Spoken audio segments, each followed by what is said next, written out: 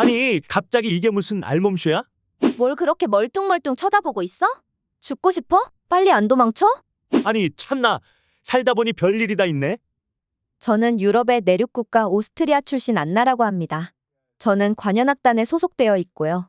하지만 최근에 저는 연주 실력으로 이름을 알렸다기보다 제 알몸쇼로 이름을 알리게 되었습니다. 너무 좌절스러운 일이에요. 정말 죽고만 싶은 심정입니다. 저는 어린 시절부터 클라리넷 연주를 열심히 해왔어요. 그리고 오랜 기간 실력을 갈고 닦았고 결국 꿈꾸던 관현악단에 입단하게 되었죠. 사실 악기를 연주해서 자신의 생계를 유지하는 일은 정말 쉽지 않은 일이라고 말씀드리고 싶어요. 하지만 연주만으로 생계 유지가 가능한 이곳에 들어온 것에 대해서 굉장한 자부심을 가지고 있어요.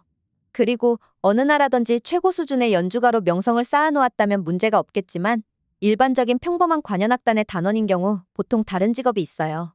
저도 일단 지금 신입단원인 이 상황에서는 파트타임으로 돈벌이를 따로 하는 게 있지만 그래도 주된 수입은 연주에 참여하면서 얻고 있었습니다.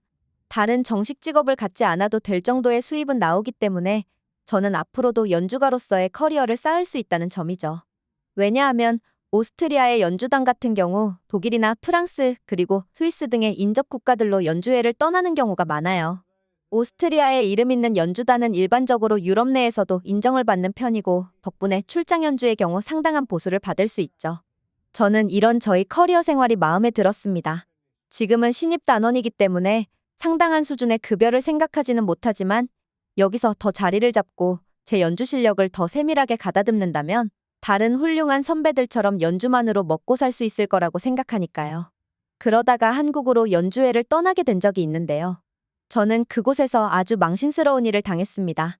앞서 말씀드렸다시피 이곳 연주단에서 오랜 기간 명성을 쌓고 오랜 기간 연주 실력 하나로 인정받으면 그만이라는 생각을 하고 있었지만 이제는 그 뿌리 자체가 흔들리는 듯한 느낌을 받고 있어요. 한국이라는 나라에서 알몸으로 거리를 뛰쳐나가게 되었으며 수많은 사람들의 눈요깃거리를 제공했다는 게 너무나 망신스럽고 이 장면을 동료들 몇 명도 보게 되어서 정말 좌절스러운 상황입니다. 제가 어떻게 하면 좋을까 같이 고민해 주시면 안 될까요? 물론 한국이라는 나라에 대해서 제대로 알지 못해서 일어났던 일이지만 정말 돌이킬 수 있다면 꼭 시간을 되돌려서 한국에 대해서 사전조사를 철저히 했을 거라는 생각이 듭니다. 우선 저희 연주단은 기존에 가까운 인접 국가로 연주 출장이 아니라 한국의 연주 일정이 잡혔고요. 대부분의 다른 단원들은 매우 신나하는 분위기였습니다. 이렇게나 멀리 떠나는 경우 높은 보수가 지급되는 경우가 많기 때문에 간혹가다 생기는 이런 이벤트는 매우 환영받는 경우라고 했거든요. 저는 입단한 지 얼마 되지 않아서 정확한 수준의 수당을 알 수는 없었으나 한국에서 2주 넘게 체류하며 주말 및 수요일 공연까지 총 6번의 연주를 할 예정이라고 했어요. 이 정도면 한동안 제가 파트타임 아르바이트를 하지 않아도 될 정도라며 당분간 연주에 힘쓰라는 선배들의 조언도 있었으니까 저희 연주단의 분위기가 어떠했는지 짐작이 가시리라 생각됩니다. 하지만 저는 한국이라는 나라에 대해서 잘 알고 있는 사실이 없었습니다. 그냥 아직도 휴전 중인 나라, 그리고 가끔 북한이 한국에 대해서 위협적인 행동을 한다고 알고 있었어요. 때문에 언제든지 전쟁이 날 수 있는 나라라는 것 그 정도의 지식 말이죠. 하지만 다른 사람들은 이런 위협적인 상황을 개의치 않는 모습이었습니다. 최근 유럽에서도 러시아가 전쟁을 일으켜서 많은 사람들이 피해를 보고 많은 사람들이 눈물을 흘리잖아요. 사람들이 경각심이 없다고 생각했습니다. 그렇게 안일하게 생각하다가 피해를 당할 수 있으니 한국에 가기는 가되 아직 전쟁이라는 중대한 위험이 존재하고 있는 나라로 생각하기로 했습니다. 그리고 한국에 도착했을 때 공항에서 특수부대원들처럼 보이는 한국 사람들이 순찰을 도는 모습을 보게 되었습니다. 대부분의 사람들은 인천공항의 엄청나게 세련된 시설에 감탄하고 있었지만 저는 그 검은 옷에 베레모를 쓴 한국인들을 보고 놀라게 되었죠. 그 장면을 보면서 철저히 전쟁이 재개될 것을 우려해서 이런 병력들이 공항에 배치되어 있구나 생각했습니다. 솔직히 말씀드리면 조금 무서운 기분마저 들었어요. 오스트리아는 국방력이 매우 약하고 군사 관련 시설이 거의 없거든요. 때문에 군인을 볼 기회도 없고요. 그리고 다른 나라와 적대적인 외교 관계를 가지지도 않았기 때문에 오스트리아 사람들은 늘 평화로운 분위기 속에 살고 있으며 그리고 그런 평화로움이 지속될 것이라고 생각하고 전쟁은 나와는 거리가 먼 이야기라고 생각하고 있잖아요. 그런데 한국에 도착하자마자 그렇게 보기 힘든 사람들을 보게 되다니 놀랄 수밖에 없었습니다. 저도 오스트리아 안에 있으면 다른 사람들과 똑같이 평화로운 마음을 가지고 있었을 테지만 이렇게 휴전 중인 국가에 도착했고 게다가 바로 전쟁을 대비하는 사람들을 마주쳤으니 마음속이 복잡해졌죠. 저는 주변에 있는 동료들에게 저 군인 좀 보라며 불안한 마음을 퍼뜨리기 시작했습니다. 하지만 생각과 달리 다른 사람들은 차분한 편이었어요. 그냥 이런 장면을 본다는 게 신기하다는 것에만 동의를 할 뿐 저 혼자만 불안해하고 있었습니다. 지금 돌이켜보면 이렇게 먼 나라는 처음 오고 경험이 없어서였다고 생각해요. 저는 호텔에 도착해서도 유튜브를 통해서 한국이 어떤 상황인지 찾아보기 시작했습니다. 그러자 미친 듯이 놀랄 만한 소식들이 숨겨져 있었어요. 2022년부터 북한은 계속 미사일 발사를 하고 있었고 한국에서는 그것 때문에 긴장을 하고 있는 상황이라고 했어요. 아니, 미사일을 쏘고 그런다는 것은 상식적으로 생각해도 말이 안 되는 일이잖아요. 오스트리아의 바로 인접국가인인 독일이 오스트리아 근처로 계속 미사일을 쏜다고 생각하면 너무나 끔찍한 일이듯이 한국 사람들도 분명히 북한의 그런 위협은 끔찍한 일이라는 생각이 들었습니다. 저는 부디 제가 있는 2주 동안 아무 일이 없기를 바라고 있었습니다. 그러면서 최대한 한국에서의 연주에 집중하고 열심히 해보자며 마음을 다잡고 있었습니다. 그렇게 긴장되는 한국의 공연도 아무런 문제 없이 잘 진행돼 있고요. 일단 무사히 첫 주의 모든 공연은 잘 마무리되었습니다. 그리고 문제는 8월 23일 수요일이었습니다. 2주차 공연이었고 그렇게 수요일 저녁 공연을 앞두고 있었어요. 오후 4시까지 호텔 로비로 모여서 공연장으로 출발할 예정이라는 공지를 받았습니다.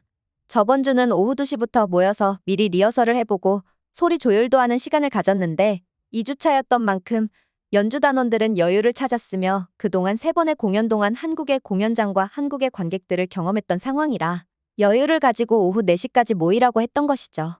이게 저에게는 매우 나쁜 일로 작용했어요. 문제의 8월 23일 유독 저는 늦잠을 잤고요. 거의 오후 1시가 되었지만 여유 있게 호텔 근처 밖으로 나가서 먹을 것도 사 먹고 커피도 사 먹었습니다. 막상 열흘 넘게 있어 본 한국은 전쟁과는 거리가 먼 나라 같았습니다. 사람들은 여유로웠으며 길거리에 수많은 한국 사람들도 얼굴에 미소를 띠고 있었고요.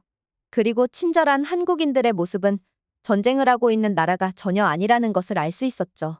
저도 이쯤 되니 마음 놓고 한국 연주회를 즐길 수 있었으며 한국이라는 나라의 편리한 모습 그리고 세련된 모습을 보고 언젠가 여유가 되고 한국이 전쟁의 위협에서 완전히 벗어나면 가족들을 데리고 한국으로 놀러와도 되겠다는 생각을 할 만큼 좋은 곳이 틀림이 없었어요.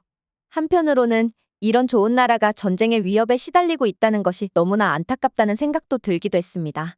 그렇게 매일같이 다른 한국인들 틈에 섞여서 점심을 즐기고 있었고 그날도 그랬죠. 그리고 그런 여유를 모두 즐기고 호텔로 돌아오고 나니 대충 시간이 1시 50분 정도 된 것 같았어요. 저는 곧바로 샤워를 해야겠다고 생각했고 그때쯤 샤워를 하기 위해 욕실로 들어갔어요. 흥얼거리며 기분 좋게 샤워를 시작했습니다. 그러자 갑자기 밖에서 기절초풍할 만한 소리가 들려오기 시작했어요. 매우 무섭고 낮은 톤의 사이렌 소리가 울려 퍼졌어요. 이거는 전쟁이 일어났으니 대피하라는 경고음이 틀림이 없었습니다. 사실 처음 한국에 와서 전쟁과 관련된 영상들을 엄청나게 찾아봤었고 사이렌이 울리는 것은 공습 경보라는 의미이니 살고 싶으면 지하로 도망쳐야 한다는 것을 숙지해 놓은 상태였습니다. 우크라이나에서도 사이렌 소리를 듣고 대피하는 사람들의 모습도 봤고요. 안일하게 대피하지 않고 가만히 있던 사람들은 여지없이 엄청난 위험에 놓이게 된다며 반드시 대피하는 것만이 살 길이라는 내용을 숙지해 놓은 상태였습니다. 저는 사이렌 소리를 듣자마자 바로 창 쪽으로 달려나가서 분위기를 살폈습니다. 온몸에 물기도 그대로 있었지만 그런 건 상관없었습니다. 창밖을 쳐다보니 호텔 바로 앞에 큰 교차로에 경찰로 보이는 사람이 나오더니 차량들을 통제하기 시작했어요. 차들은 한쪽으로 정렬되었으며 움직이지 않고 가만히 있었어요. 그 누구도 통제를 벗어나지 않았습니다. 본능적으로 지금 이건 심각한 상황임을 알 수 있었어요. 한국에 와서 전쟁 관련 영상을 찾아보다가 이런 장면도 영상으로 본 적이 있었는데요. 차들을 한쪽으로 정렬시키는 것은 탱크나 군사 차량들이 지나가기 위한 통로를 확보하기 위함이라고 했고 많은 사람들이 그 통제에 따르고 있었습니다.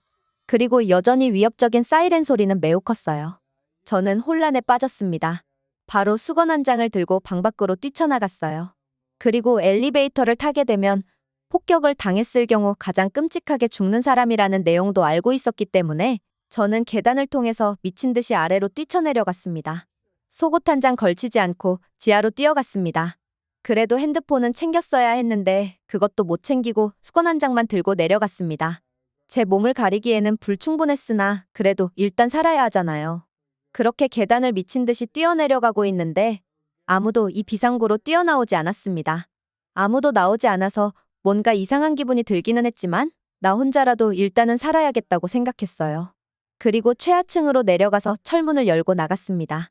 그러자 그곳은 지하가 아니었고 호텔 로비였습니다. 그런데 사람들은 심각한 제 표정과 달리 매우 차분한 모습이었어요. 게다가 그 로비에는 저희 연주단원들 몇 명이 모여서 커피를 마시고 있었고 저는 그들과 눈이 마주쳤습니다. 저는 이 사이렌 소리 좀 들으라며 거기서 뭐 하고 있는 거냐고 했지만 그들은 한 발자국도 움직이지 않았어요. 그냥 제 몸을 쳐다볼 뿐이었죠. 그들은 전쟁의 심각성을 모르는 오스트리아 사람들이잖아요. 말이 안 통한다고 생각하고 저는 호텔 직원에게 달려가서 지하실로 대피해야 된다며 소리를 치기 시작했습니다.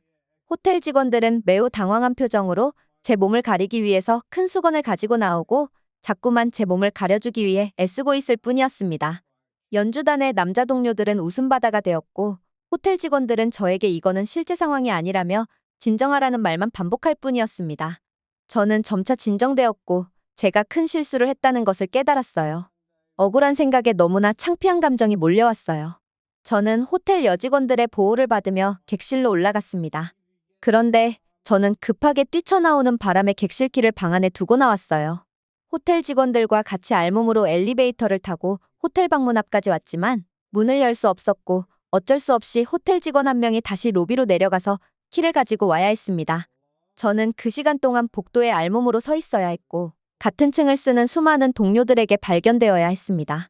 로비에 내려갔던 호텔 직원이 올라온 뒤에야 방 안에 들어갈 수 있었지만 저는 정말 좌절스러운 일이 나에게 벌어졌다는 것을 알게 되었고 그냥 바닥에 주저앉아 한참을 가만히 있었어요. 겨우 몸을 추스리고 4시까지 외출 준비를 했지만 이 상황에서 절대로 방 밖으로는 못 나가겠더군요. 단장님이 먼저 전화를 해주셨고 저는 전화를 받았죠. 단장님은 어려우면 그냥 오늘은 참석하지 않아도 된다는 이야기를 해주셨어요.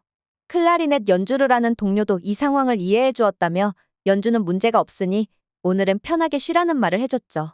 그날은 연주에 나가지 않아도 되었지만 저는 그 다음날 그리고 그 다음날도 리허설에 참석할 수 없었습니다.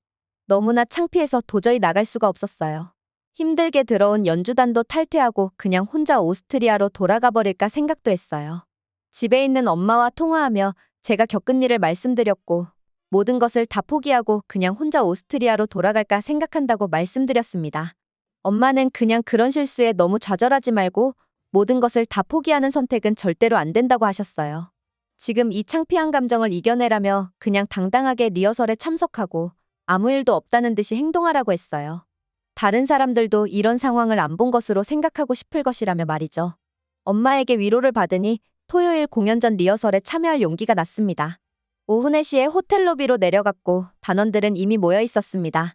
사람들은 말없이 저를 맞이해 주었고요. 그럼에도 불구하고 이야기를 하고 있는 다른 사람들을 보면 제 이야기를 하고 있는 게 아닌가 하는 불안한 마음도 들기 시작했고 웃는 사람의 얼굴을 보면 그때 내가 겪은 이야기를 하면서 자기들끼리 웃는 게 아닌가 생각이 되기 시작했어요. 만약 정말로 시간을 돌릴 수 있는 능력이 있는 사람이 있다면 제 전 재산을 다 주어서라도 시간을 돌려달라고 말하고 싶을 정도예요. 그래도 이겨내야 된다는 생각에 아무 일도 없었다는 듯이 리허설에 참석했고 연습을 하고 본공연도 마쳤습니다. 연주하는 동안 제가 겪은 일을 잊을 수 있었지만 연주가 끝나고 나니 또 창피한 감정이 몰려와서 호텔로 돌아오는 내내 그 누구와도 말도 하지 않았어요. 너무 힘들어하는 모습에 저는 일요일 공연 참석 직후 곧바로 공항으로 가서 비행기를 타고 오스트리아로 돌아왔습니다. 다른 동료들보다 하루 일찍 출발한 것이죠. 다른 동료들과 비행기를 타는 게 더 힘들었을 텐데 단장님이 배려해 주신 덕분이죠. 그렇게 오스트리아로 돌아왔습니다. 이제 일주일 휴가 뒤 다음 주에 다시 연습장으로 가야 하는데 정말 포기하고 싶은 마음이 밀려와요. 어떻게 해야 할지 고민이고 이런 경험이 있는 사람은 매우 드물겠지만 제가 어떻게 행동해야 될지 너무나 모르겠습니다. 제가 어떤 선택을 해야 할지 그냥 참고 혼자 이겨내야 하는 것인지 정말로 어쩌면 좋을까요? 제가 들려드릴 이야기는 여기까지입니다. 다음에도 좋은 영상으로 다시 찾아뵙겠습니다. 이상 돌고래TV였습니다. 감사합니다.